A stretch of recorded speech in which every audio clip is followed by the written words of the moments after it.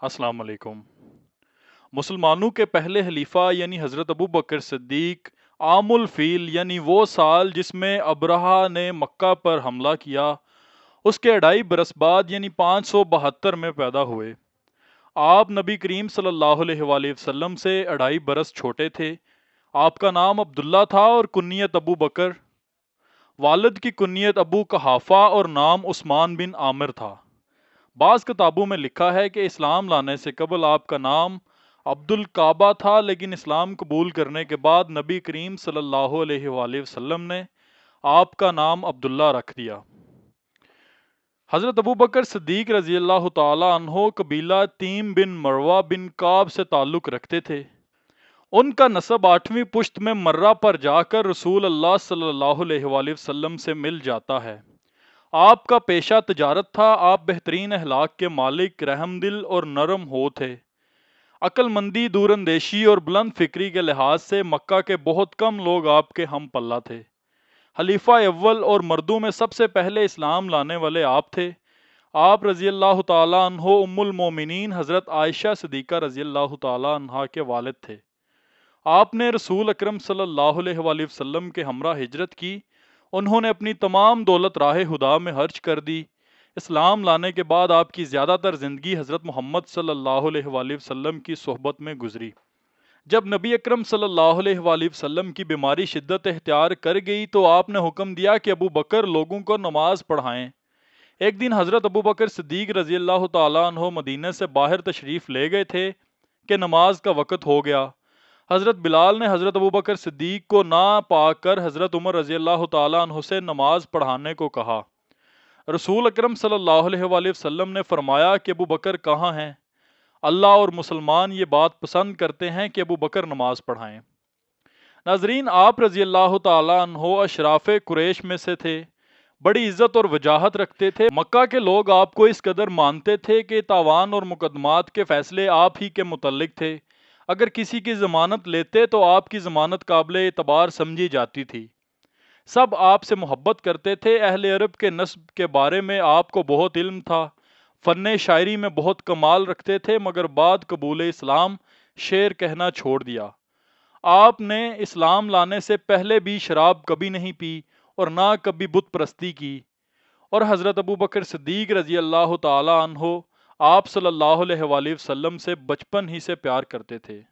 جب 13 برس تک کفار کے ظلم و ستم کا سلسلہ چلتا رہا، آپ صلی اللہ علیہ وآلہ وسلم اور آپ کے صحابہ امتحان خداوندی میں کامل ہو چکے تھے، تو وحی الہی کے ذریعے آپ کو حکم ملا کہ مکہ سے مدینہ کی طرف ہجرت کی جائے، اور خدا کے رسول صلی اللہ علیہ وآلہ وسلم نے اس سفر ہجرت میں تمام جماعت صحابہ میں سے صرف حضرت ابو بکر صدیق رضی اللہ تعالیٰ عنہ کو ہی منتخب فرمایا، اور حضرت ابو بکر صدیق آپ کے ساتھ ہی سفر پر ہجرت میں شامل تھے اور رفیق سفر بنے، اور حضرت ابو بکر صدیق نے قدم قدم پر ایسی جانی و مالی خدمات انجام دیں کہ عشق و محبت کی داستانوں میں بھی کوئی واقعہ اس سے مافوق نہیں مل سکتا۔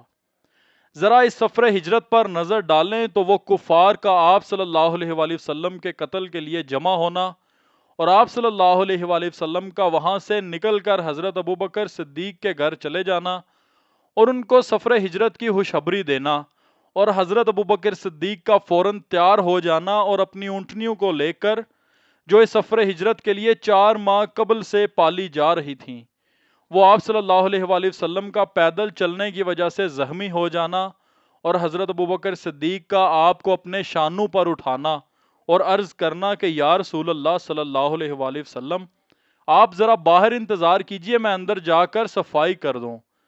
حضرت ابو بکر صدیق کا اپنے چادر کے ٹکڑے ٹکڑے کر کے سوراخوں کو بند کرنا، اور ایک سوراخ جو باقی رہ گیا تھا اس کو اپنے پاؤں سے بند کرنا، پھر سانپ کا کاٹنا اور آپ کے لعاب دہن سے شفا پانا، وہ حضرت ابو بکر صدیق رضی اللہ تعالی عنہ کے صاحبزادے کا 3 روز برابر شب میں غار کو آنا اور آپ کے ساتھ آرام کرنا اور صبح سویرے مکہ چلے جانا، وہ مکہ کے لوگوں کی خبریں پہنچانا، اور حضرت ابو بکر کے غلام عامر بن فہیرہ یا ان کی صاحبزادی اسمہ بنت ابو بکر کا غار میں کھانا پہنچانا، ادھر کفار مکہ کا اعلان کرنا کہ جو بھی حضرت ابو بکر صدیق یا آپ صلی اللہ علیہ وآلہ وسلم کو گرفتار کر کے لائے گا اس کو 100 اونٹ انعام میں دیے جائیں گے۔ پھر 100 اونٹ کی لالچ میں کفار مکہ کا آپ صلی اللہ علیہ وآلہ وسلم کی تلاش میں نکلنا، کچھ لوگوں کا غار کے منہ تک پہنچ جانا اور حضرت ابو بکر صدیق کا ان کو دیکھ کر رنجیدہ ہونا اور آپ صلی اللہ علیہ وآلہ وسلم کا ان کو لا تحزن اللہ معنا کے ذریعہ تسلی دینا، پھر 3 دن کے بعد غار سے نکل کر مدینہ کی جانب چلے جانا اور حضرت ابو بکر صدیق کا چاروں طرف نظر دوڑانا تاکہ کوئی آئے تو معلوم ہو جائے۔ اتنے میں سراقہ کا گرفتاری کی غرض سے آنا اور آپ صلی اللہ علیہ وآلہ وسلم کی دعا کی برکت سے سراقہ کا اپنے گھوڑے سمیت زمین میں دنس جانا اور آپ صلی اللہ علیہ وآلہ وسلم سے پناہ مانگ کر زمین کی گرفت سے رہائی پانا، ان سارے واقعات میں حضرت ابو بکر صدیق تنہا آپ صلی اللہ علیہ وآلہ وسلم کے ساتھ تھے۔ چنانچہ صحابہ کرام میں بھی حضرت ابو بکر صدیق رضی اللہ تعالی عنہ کی اس بے نظیر جان نثاری کا چرچا بہت تھا۔ لوگ حضرت ابو بکر صدیق سے اس سفر کے حالات پوچھتے اور خود ان سے سننا چاہتے۔ حضرت عمر رضی اللہ تعالی عنہ اپنے عہد خلافت میں کہا کرتے تھے کہ حضرت ابو بکر صدیق شب غار اور قتال مرتدین کا کارنامہ مجھے دے دیں اور میری ساری عمر کے تمام کارنامہ لے لیں تو میں ہی فائدہ میں رہوں گا۔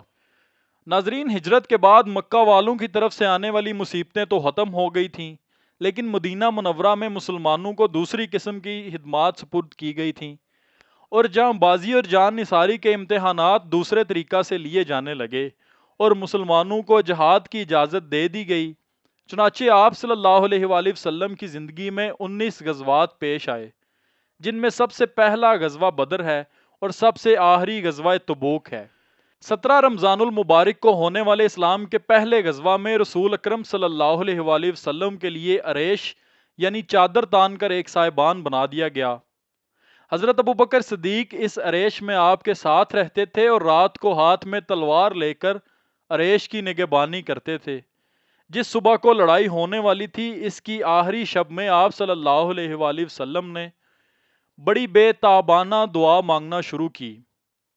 خداوند کریم اپنا وعدہ پورا کرے، اگر یہ تیرے فرما بردار بندے شکست کھا جائیں تو روئے زمین پر تیری عبادت کرنے والا کوئی باقی نہیں ہوگا۔